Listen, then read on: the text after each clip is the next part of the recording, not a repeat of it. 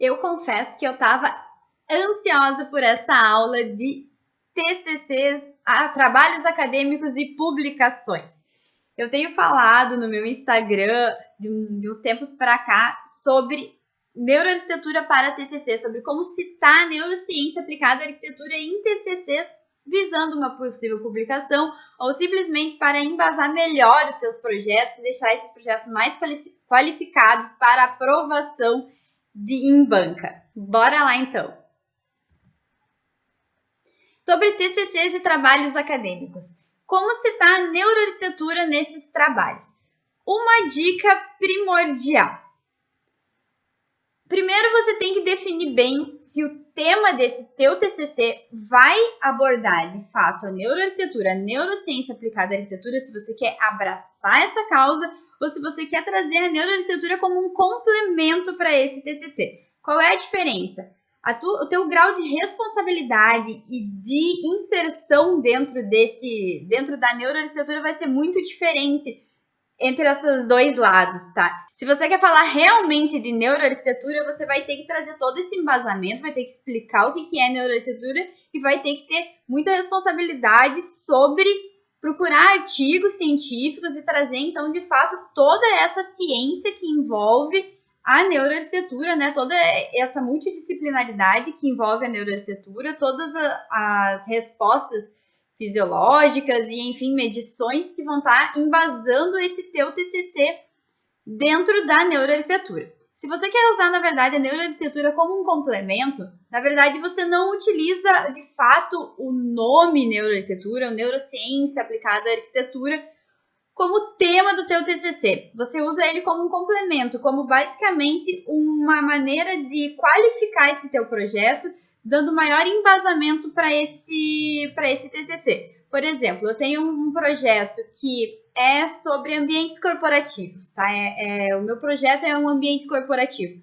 Eu posso simplesmente ter esse projeto como ambiente corporativo e eu fundamentar a teoria dele com embasamentos da neuroarquitetura, tá? Onde a gente vai falar sobre questões de como o ambiente pode melhorar a produtividade dos funcionários e citar, quem sabe, lá que a neurociência aplicada à arquitetura já vem ensinando isso com determinadas fontes e razões e estudos, ou eu posso fazer um tema de artigo, de publicação, de TCC, que eu vou dizer que é um espaço corporativo com neuroarquitetura, tá? E daí, para a gente fazer isso, tu vai ter que, então, de fato, então, embasar, trazer todos esses estudos que existem da neurociência, do comportamento, da psicologia, para justificar o porquê que tu tá citando a neuroarquitetura no teu trabalho. Consegue entender a diferença? Dito isso, vamos para a aula. Primeiro ponto, então, em questão é já sobre o tema que eu trouxe, então, uma pincelada para vocês. Para vocês definirem o tema e que vocês vão citar neuroarquitetura, seja ele como um embasamento, seja ele como parte principal desse tema de TCC, o ideal é que você seja muito específico para esse tema, tá? Quanto mais específico vocês forem, melhor. Por que eu digo isso? Quando vocês fecham o seu tema de TCC e vocês especificam bem quem são os usuários dessa edificação, qual é a tipologia dessa edificação, aonde que ela está inserida. Quando você já tem isso tudo bem claro na sua cabeça, vai ficar muito mais fácil de vocês procurarem fundamentos ao redor da arquitetura, tá? Que não são fundamentos de arquitetura, para depois vocês relacionarem eles à própria arquitetura, tá? Então, por exemplo, assim, eu vou fazer um centro de tratamento para autistas de 0 a 5 anos, na primeira infância, por exemplo. Então, vocês já têm um tema super específico. Você sabe que é um centro de tratamento, que é a tipologia. Você sabe que é para crianças, então vocês têm o usuário. As crianças estão super bem definidas entre a faixa etária de 0 a 5 anos, tá? Então, que ali pega mais a primeira infância. E você tem ainda a condição que são pessoas autistas, então que é um público mais específico ainda. Vocês entendem? Quanto mais vocês forem afunilando esse público, essa tipologia, mais fácil vai ser de vocês estudarem sobre isso. Porque assim, para vocês aplicarem a neurociência na arquitetura e vocês trazerem esses fundamentos, vocês vão ter que estudar o campo ao redor da arquitetura. E estudar esse campo ao redor da arquitetura requer muito esforço e muita dedicação de vocês. Então, assim, quando vocês especificam melhor, vocês vão mais direto ao ponto, vocês acabam facilitando no universo que vocês vão ter que pesquisar, entende? Quando vocês deixam o tema muito amplo, vocês ficam com muita margem para pesquisa, então acaba não facilitando o próprio trabalho de vocês. Então, quanto mais vocês especificarem esse tema, melhor vai ser para vocês citarem a neuroarquitetura. Então, assim, o que eu digo? Foquem em conhecer tudo, menos a arquitetura. Quando a gente está dentro da faculdade de arquitetura, enfim, não sei se vocês vão estar dentro da faculdade ou dentro de uma pós-graduação, de uma especialização, não importa. Se você tem a intenção de publicar um artigo, mesmo sendo profissional, tudo bem, beleza. Mas se você quer citar, então, a neurociência aplicada à arquitetura, você vai ter que entender todo mundo além da arquitetura. A arquitetura vocês já sabem técnicas de arquitetura, vocês já sabem especificar materiais, vocês já sabem criar fluxos, né? Vocês já sabem trabalhar com isso. O que nos falta e o que é um qualificador dentro da neuroarquitetura? É, de fato, aprender o além da arquitetura, né? O ultrapassar as barreiras da arquitetura. Você entender para quem que você está projetando.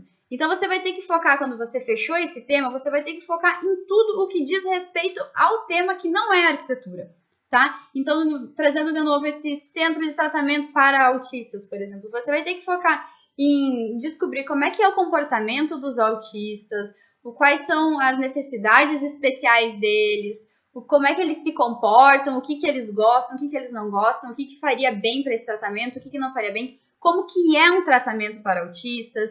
É um tratamento somente psicológico? É um tratamento de fisioterapia?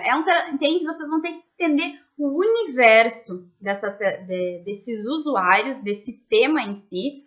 Os usuários, daqui a pouco a gente vai entrar um pouquinho mais aprofundado nisso, mas aí que vai se dar, então, a complexidade desse teu trabalho e também a qualidade desse teu trabalho, tá?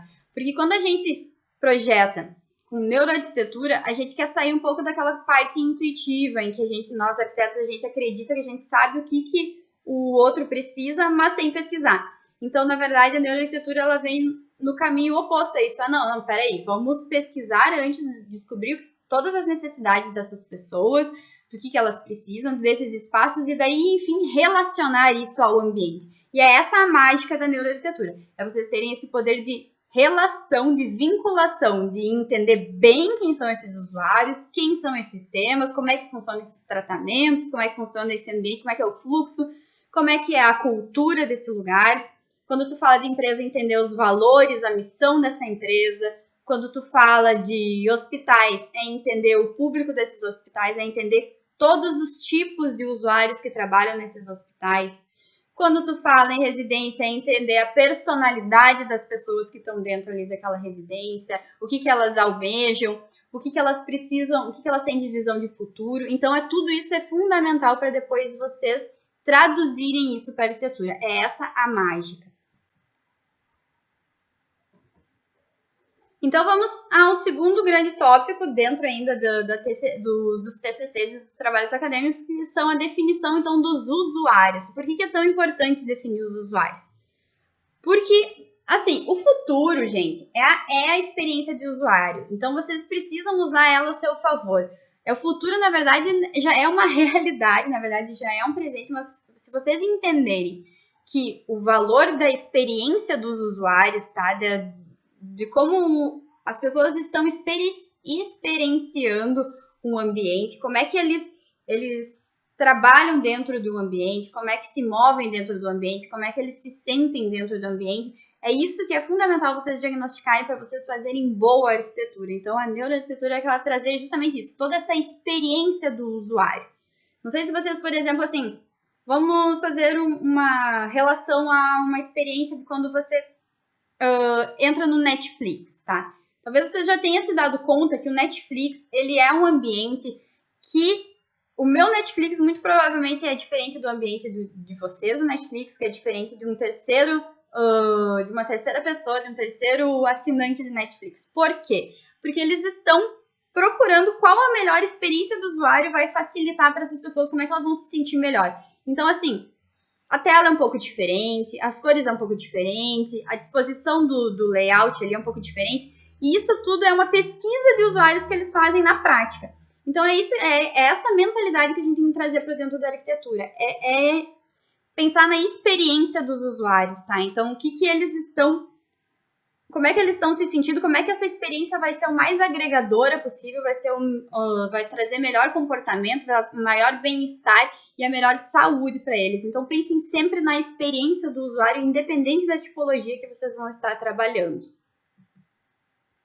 Defina o perfil do seu usuário, seja ele um indivíduo ou um coletivo. Então, assim, definir essa experiência, o perfil do usuário não é tão simples assim. Como eu falei antes de um hospital. Um hospital, quem que utiliza esse hospital? Às vezes a gente pensa, os pacientes, né? A gente precisa fazer com que os pacientes se comportem bem nesse ambiente, se sinta bem nesse ambiente. Tá certo, mas será que são só eles os usuários? Na verdade, os usuários de um hospital têm também os médicos que frequentam que trabalham nesse lugar, tem também os funcionários que trabalham nesse lugar administrativos, os funcionários da limpeza, enfim, tem diversos tipos de pessoas, perfis de pessoas que trabalham nesse ambiente. Então, para quem que você está projetando? Isso é super complexo de você descobrir e é super complexo também de você traduzir isso para a arquitetura. Então, daqui a pouco vai ter ambientes do hospital que vai ser mais voltado ao bem-estar dos pacientes, vai ter ambientes que vai ser mais voltado ao bem-estar de quem está trabalhando ali.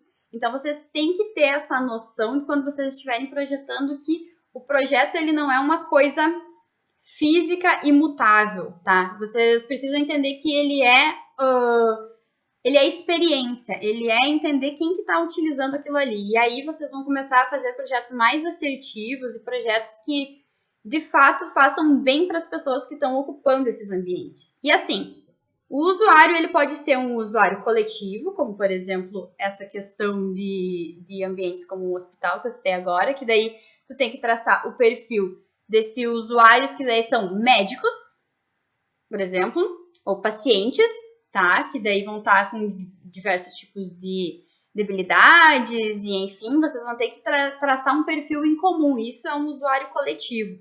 E também pode ser que o usuário do seu projeto pode ser uma pessoa só, pode ser uma família. No caso de uma residência, é uma família. Então, você tem que traçar o perfil dessas pessoas. Você vai fazer o projeto do quarto de uma criança, você tem que traçar o perfil dessa única criança, tá? Então, vocês têm que entender também como é que vocês vão traçar esses perfis. Então, por isso que é tão importante vocês entenderem quem são os usuários dessas edificações, para vocês depois traduzirem e conseguirem pesquisar sobre eles e colocar no seu TCC e no seu trabalho, tá? Então, assim, quanto mais vocês entenderem quem são esses usuários, quanto mais vocês conhecerem como é que eles se comportam, conhecer tanto a personalidade como eles se comportam, melhor vai ser o projeto de vocês e mais assertivo vai ser o projeto de vocês. Traçando esse perfil de usuários, vocês pesquisam sobre eles. Eu falei lá dos autistas, por exemplo, né? Crianças autistas, beleza, vou procurar, então eu já tenho ali uma linha pediátrica para trabalhar com autistas, então você vai procurar artigos e referências científicas dentro desse campo, desse meio, dessas palavras-chave que você vai ter que colocar lá no Google Acadêmico, no Cielo, e enfim, onde você estiver pesquisando, tá? Então, é você pegar essa manha de entender para quem você está projetando e como é que você vai chegar em todas essas informações e como é que você vai compilar todas essas informações do teu trabalho. Então, conheça a personalidade, o comportamento e as particularidades desses usuários. E coloque-se no lugar do outro. Isso é importantíssimo. Você não está projetando para outra pessoa, você não está projetando para si mesmo. Então, você tem que dar espaço para se colocar no lugar do outro. E se imaginar como se você fosse o outro.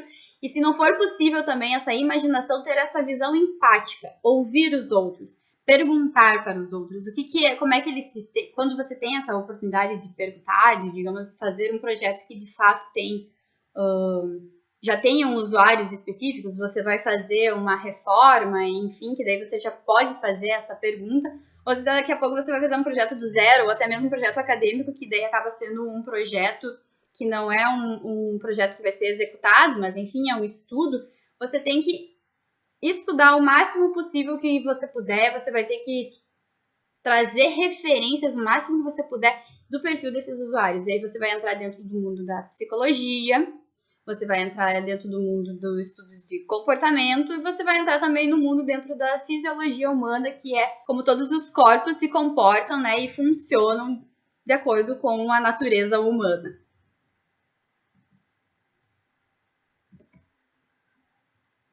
Tenha muita atenção com as metodologias científicas, né? Que é um terceiro ponto que eu trago para vocês, principalmente se vocês têm ideia de publicação. As metodologias científicas vão facilitar para vocês. Às vezes, eu demorei para entender isso quando eu estava na faculdade e depois... Aliás, eu só fui entender isso quando eu estava na minha pós-graduação fazendo o meu artigo final de especialização. Da importância de se ter uma metodologia científica. É ela que vai guiar e vai trazer a responsabilidade científica para esse projeto, para esse trabalho, tá? Então, quando tu tem lá uma metodologia científica que tem partes como... Essa é uma metodologia meio comum que se tem por aí, que se ensina, né? De ter introdução, um método, um objeto de estudo, uma análise de resultados e uma conclusão, tá? Então, assim, ó, essa organização vai fazer com que você organize de fato o seu trabalho, tá? Que você desenvolva um método para estudar, que você tenha o seu objeto de estudo, né? Que vai ser o teu projeto, enfim, isso vai variar de acordo com o teu tema, né? De TCC, do formato do TCC, se ele é teórico, se ele é prático, enfim. E você vai analisar esses resultados, e isso tudo são questões de análise que você vai ter a tua análise, a tua crítica, tá? A partir de, mesmo se você estiver fazendo uma referência bibliográfica, se você estiver fazendo uma revisão bibliográfica, você tem que analisar os teus resultados, tá? O teu trabalho tem que ser um trabalho inédito. Então, para você também visar publicação, você tem que pensar em tudo isso. Você tem que colher todas as fontes, colher todos esses estudos, e depois você vai ter que trazer, então, os teus resultados, o que tu achou depois de tudo isso, qual conclusão você chegou a tudo isso, né? E aí entramos na parte, enfim, de conclusão de trabalho. Essa metodologia, se vocês estão dentro do mundo acadêmico, se vocês estão dentro da faculdade, se vocês estão dentro de uma pós-graduação, absorvam isso dos seus professores. Como eu disse, dentro do mundo da arquitetura, a gente tem um pouco de resistência contra isso, a gente trabalha muito com a prática, muito com fazer projetos, e a gente deixa para trás essa parte de metodologia. Mas ela é um facilitador fundamental para vocês trabalharem depois com neuroarquitetura, e até mesmo para depois vocês conseguirem ler melhor artigos científicos. Então vai facilitar muito para vocês, vai facilitar essa leitura, como é que essa fluidez, e vocês entenderem esses estudos, tá? Então, quando vocês vão colocando isso na prática, isso vai vindo com o tempo também, e vocês vão fluindo muito melhor com os trabalhos científicos. E, por fim, pesquise em fontes científicas, né? Eu comentei anteriormente sobre as plataformas como o Google Acadêmico, o Cielo, o PubMed, que são fontes de pesquisa científicas, né? Não é a mesma coisa que dar um Google, não é a mesma coisa que tu procurar num blog. São, de fato, o quê? Lugares que reúnem pesquisas e reúnem artigos que passaram por essas metodologias científicas já que são tradicionais, que passam por comitês de ética. Então, por isso que a ciência é um pouco mais complexa, é um pouco mais demorada para se desenvolver. Porque precisa passar por todas essas etapas para ela de fato ser validada, para ela de fato ser comprovada, tá? Então não é de uma hora para outra que se tem comprovações, precisa passar por todas essas metodologias, e é aí que se dá também a força e a veracidade das informações. Então é nesse tipo de lugar que você vai ter que procurar as suas informações para você ter segurança do que o que você está tratando é certo e tem comprovação de fato científica. Então, blogs e mídias sociais não são fontes científicas, tá? E tenham muito cuidado de onde vocês vão estar pesquisando, e monte o seu banco de dados. Organize seu banco de dados, organize suas pesquisas, organize todas as fontes que vocês têm. A minha intenção aqui também é trazer um banco de dados das pesquisas que eu tenho salvas para compartilhar com vocês, para isso ir se ampliando e essa biblioteca ir aumentando, tá? Isso pode tomar uma proporção gigantesca, tá? Então, cada pessoa que pode ir adicionando, fazendo a sua própria biblioteca virtual e física também. E aí você vai ampliando, então, esses teus dados, todas essas tuas fontes. Uma das as maiores, olha, assim, 90% das perguntas que vem para mim é aonde pesquisar, como trazer maiores referências científicas. É justamente disso, gente. Vocês têm que saber trazer palavras-chave para suas pesquisas e ir formando o seu banco de dados. Não cai do céu, não tem um lugar em que tenha todas as pesquisas de neuroarquitetura para vocês de graça, assim, à vontade, né? Não é tão simples assim. Quanto mais vocês pesquisarem, mais vocês vão ir se aprofundando nos assuntos e é aí que se dá o conhecimento mais avantajado de vocês, tá? Mas eu tô aqui para ajudar vocês e eu vou trazer também muita referência científica e muito banco de dados também para vocês, para puxar vocês para tudo isso.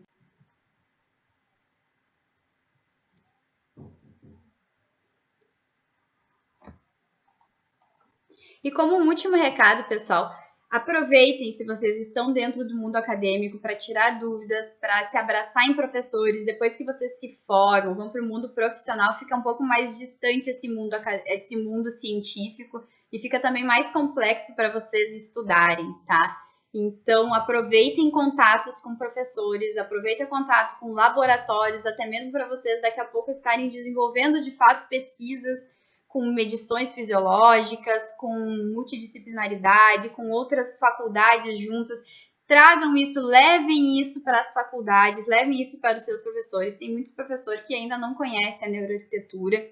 E fomentem esse tema que é de vocês esse futuro, é de vocês essa evolução da própria neuroarquitetura. E quando a gente traz isso para dentro das universidades, fica mais fácil ainda de fomentar essas pesquisas científicas.